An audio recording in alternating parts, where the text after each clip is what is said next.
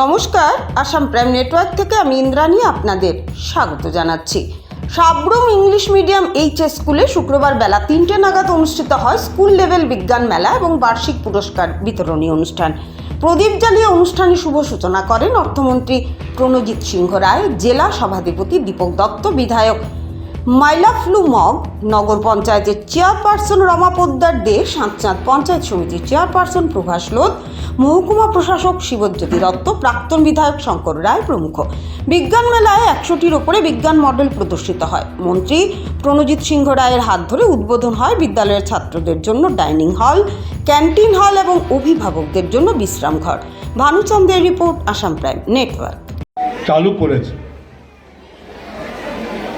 এবং তার সঙ্গে সঙ্গে বিশেষ করে জনজাতি অঞ্চলে যাতে শিক্ষার ব্যবস্থাকে আরও দৃঢ়তার সঙ্গে এগিয়ে নেওয়া যায়, তার জন্য আমাদের সরকারে আসার আগে যেখানে একলব্য বিদ্যালয় মাত্র 4টি ছিল রাজ্যে, আমরা এখানে আসার পরে 21টি বিদ্যালয় অলরেডি আমরা চালু করেছি, যাতে শিক্ষা ব্যবস্থা থেকে জনজাতি অঞ্চলও যাতে কেউ শিক্ষার বাইরে না থাকে।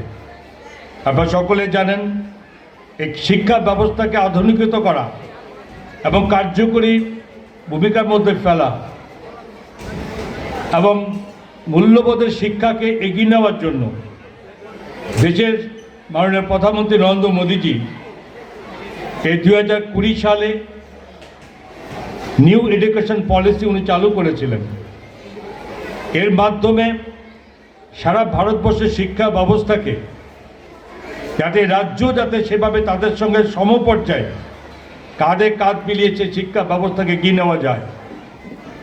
একটা সময় ছিল যারা সিবিএসই কোর্সের মধ্যে পড়াশোনা করত আর যারা আমাদের স্টেট বোর্ডের আন্ডারে থাকতো, তাদের একটা ডিফারেন্স একটা তৈরি হতো এবং আজকে সেই জিনিস উঠিয়ে দেওয়া হয়েছে।